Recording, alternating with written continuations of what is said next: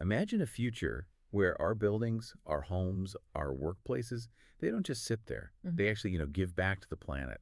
And they adapt as our lives change. And they're genuinely, well, beautiful. It's a pretty compelling vision. It really is. Yeah. But the big question, I think, is how do we actually build these spaces? Mm. How do we make them truly sustainable, but also, life-enhancing, planet-respecting, and just Mhm.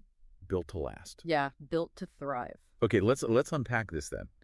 Today, we're diving deep into what's called sustainable housing design excellence. Right. And we're looking specifically at MHS Building Systems based on some really interesting material you've shared with us. Yeah, the sources describe MHS's approach as, well, incredibly comprehensive. It's not just about being green in that sort of tick box way. Okay. Their goal is housing that's both elegant and enduring. And what's really striking is how their system aims to go beyond just like minimizing harm. It's aiming for a positive, a regenerative impact. Regenerative, okay. So we'll explore what makes their system different, what makes it stand out, and crucially, why it matters to you, for how we might live in the future and for our communities. Right.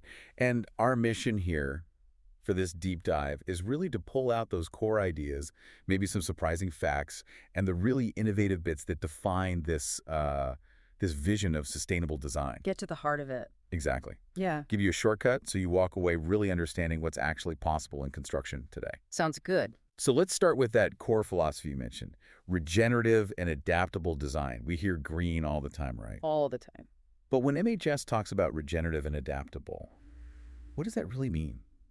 Is it more than just being eco-friendly, like actively restoring things? That's precisely it. It's about going further. So the foundation for MHS is their modular aluminum post and beam framing. Okay, aluminum. Yeah, and crucially, it's built with fully recyclable components. Now, this isn't just about, using less new stuff. It's about setting up what they call a circular construction economy. A circular economy for buildings. Exactly. Imagine buildings designed not for demolition, but for disassembly. Legos? Sort of, yeah. Yeah. High-tech Lego bricks for cities. The parts can be reused, recycled. It massively cuts down on landfill waste. That does sound like a really fundamental shift from how we build now. It is. And it's not just the materials, is it? The sources you shared mentioned MHS using a holistic understanding of site ecology and community context. Yeah. How does that actually work? How do they make sure, local climate, local heritage, the natural environment, how's that respected? Well, what's fascinating is that every single project apparently starts with this really intensive look at the specific site. Okay. They want the building to genuinely fit in, to harmonize. So, for instance, they have this flexible grid system in their design, Uh-huh. which lets them easily integrate things like, say, urban gardens, green roofs, planting native species. Yeah. It literally helps reestablish a connection with nature and boost biodiversity right there. Wow. And then there's the adaptability piece. MHS buildings are engineered to evolve over time. Evolve. How? Well, because they're modular. You can add sections, you can reconfigure layouts, you could even potentially relocate entire modules if needed. So if your family grows or the neighborhood changes. Exactly. Or even adapting to changing climate conditions. So it's this combination, this marriage of regenerative thinking with adaptive design that they believe leads to genuinely net positive impacts. Okay, net positive. Got it. Yeah. So moving from that kind of philosophy to the really practical stuff, technology. Right. How are these, cutting edge digital tools and smart tech, how are they not just extras, but actually fundamental for MHS to achieve what they call data-driven sustainability and performance? Yeah, this is where their whole sustainable and smart architecture idea really comes alive. It starts right at the beginning with advanced tech like BIM, building information modeling, and parametric design software. BIM, okay, I've heard of that. Think of it less like just drawing and more like creating a virtual twin of the building before it's built. Oh, okay. This lets the architects and engineers really fine-tune everything. Optimize the layout for thermal comfort so it stays comfortable without blasting the heating or AC. Maximize daylight, natural ventilation. And this is all done virtually. All virtually, minimizing energy and water use right from the blueprint stage, essentially. So that precision then, I assume, carries over into actually making the parts. The sources talk about prefabricated aluminum components manufactured off-site using CNC precision machinery. Exactly. What's a real win there? Taking construction out of the field, Yeah, quality, waste. both and more. Off-site prefabrication using CNC machines gives you incredible consistency. The quality control is just much tighter than you can typically get on an open-air building site. Right, fewer variables. Fewer variables, yeah. And it drastically cuts down on material waste at the factory, plus it reduces noise and dust pollution right there in the community where the building's going up. That's a big plus for neighbors. Definitely. And then once the building is up, they integrate smart sensors and intelligent control system. Okay, the smart home aspect. Sort of, but on a building-wide scale. These systems constantly monitor conditions, temperature, light levels, air quality, and automatically adjust things like the HVAC, the lighting, even automated shading. They even use these real-time dashboards. You can actually track carbon emissions, energy use, water demand, waste generation for the building. So you can see exactly how it's performing. Exactly. It creates this constant feedback loop. They even talk about using AI for design optimizations. It allows for continuous improvement. The building becomes this living, efficient system. Now, you mentioned earlier MHS is changing more than just the building itself. This next part about new business models. This sounds like where it gets really interesting. Redefining how buildings are actually designed, produced, delivered. Precisely. This is a huge part of their innovation. The core idea is coupling that patented modular aluminum framing we talked about with a unique licensing framework. So they license the technology to local fabricators around the world. Ah, so not just one central factory. No.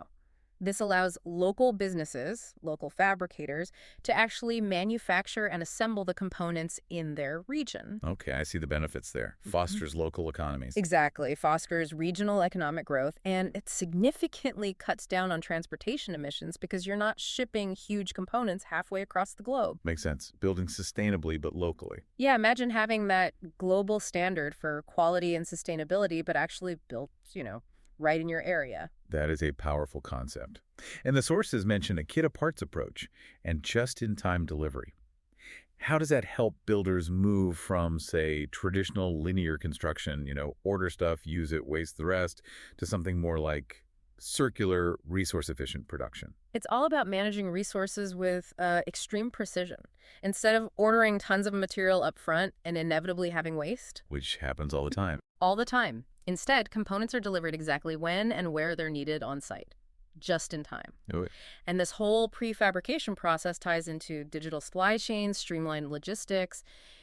It all works together to minimize waste, cut down on labor hours needed on site, while really maximizing the quality control. So it's a whole system rethink. It really is a complete rethinking of the construction supply chain.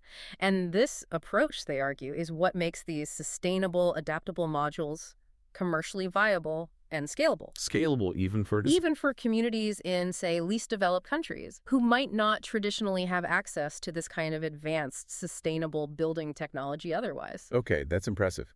So we've got the philosophy, the tech, the business model.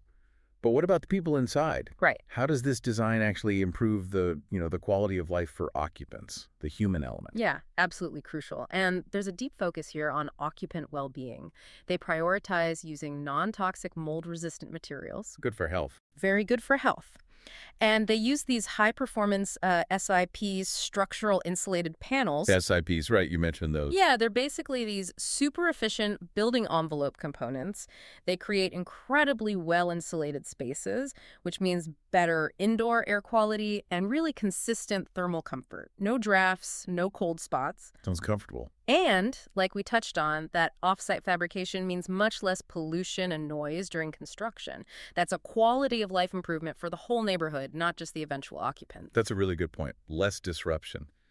And it's not just about the building itself in isolation, is it? How do these projects connect with nature and the wider community? Yeah. You mentioned restoring habitats. Yes, it's about creating these integrated living environments. Projects often actively incorporate things like urban gardens, green corridors between buildings, wildlife-friendly landscaping. It's about weaving nature back into the urban fabric. Okay. And for the community side, they often design shared courtyards or adaptable mixed-use spaces, places that naturally encourage people to interact. Building community, literally. Yeah. And there's a social equity angle, too, which is quite compelling, that licensing model we talked about. It can enable different ownership structures, like mixed ownership or cooperative developments. This can directly support creating more affordable housing options and contribute to, broader social justice goals. So the business model itself has social benefits baked in. Potentially, yes. That seems to be the aim. Okay. And one last big piece, resilience, Yeah. especially with, well, everything happening with climate change. How are these buildings engineered for resilience? This is increasingly critical, isn't it? The inherent strength of the aluminum frames and the modular nature of the components aren't just for efficiency or adaptability in peacetime, so to speak. Right. They strongly support emergency preparedness and disaster risk reduction. If there's an extreme event, communities could potentially reconfigure spaces quickly or even deploy additional shelter modules. Wow, okay. That's adaptable. Very adaptable. And the buildings themselves are designed to withstand more extreme conditions, intense heat, major storms, even seismic events in prone areas. It's about strengthening that overall climate change resilience. And water. Yes, absolutely. They often incorporate smart water management like rainwater harvesting systems, gray water reuse for things like irrigation, helps with water efficiency, but also can mitigate localized flooding. It makes them more self-sufficient and ready for a more unpredictable climate future. Okay, so we've covered a lot of ground. Let's try and tie this all together. When MHS talks about responsible design and their commitment to green buildings, emissions, and materials technologies, what does it all boil down to? Well, summarizing it, I'd say every project starts with that deep dive into the local context, the climate, the culture, the heritage, the ecosystems. Right, harmonize first? Exactly. Ensure the structure fits its specific place. Then the materials are chosen incredibly carefully. Low embodied carbon is key. Meaning less energy to make and transport them. Precisely. And high recyclability. It has to be part of that circular vision. And those specific materials you mentioned, the high-strength, fully recyclable aluminum, and those structural insulated panels, the SAPs, they're central to this, right? Absolutely central. Yep. The SIPs, for example, they virtually eliminate what are called thermal bridges, weak spots in the insulation. Ah, where heat escapes. Exactly. So you get these incredibly tight, optimized building envelopes, which just drastically cuts down on the energy needed to heat or cool the place over its lifetime. Lower operational energy demand. Makes sense. Less energy used day to day. Right, and those circular principles, they run through everything, especially waste management. Yeah. Off-site fabrication cuts construction waste way down, and every component is designed thinking about the end of its first life, easy disassembly, reuse, recycling, keep it out of the landfill, Closing the loop. closing the loop. Plus, these systems are designed to easily integrate things like solar panels, passive heating and cooling strategies, using locally sourced finishes where possible, all aiming towards making carbon-neutral construction and minimizing things like wastewater discharge, not just, aspirational goals, but practical realities. Yeah. It's this whole package, this holistic view that really defines what they mean by sustainable housing design excellence. Wow. Okay. We have covered a remarkable amount today. It's clear MHS's approach is genuinely innovative. This blend of regenerative design principles, smart digital tech, those clever business models, and always with that focus on quality of life for people and resilience for the building and community. It's a pretty comprehensive vision. It really is. And I think the key takeaway perhaps is seeing how a really focused, integrated approach connecting all those dots can lead to buildings that aren't just, less bad for the environment, Right. but are actually culturally resonant, economically viable, and truly adaptable for generations to come. It shows how every single part of the process can align towards this bigger vision of sustainability. So, thinking about this, what does it all mean for you listening right now? As you consider the future of your own communities, your own homes, how might these principles, circular economies, digital design, adaptive buildings, how might they start to reshape the places where we all live and work and connect? Yeah, maybe it sparks some ideas about what could change locally. Perhaps. And maybe a final thought to leave you with. If our building systems can be designed like this to be truly regenerative, to evolve alongside us and alongside the environment, what new possibilities does that open up? How might we start to redefine what home or community even means in our rapidly changing world?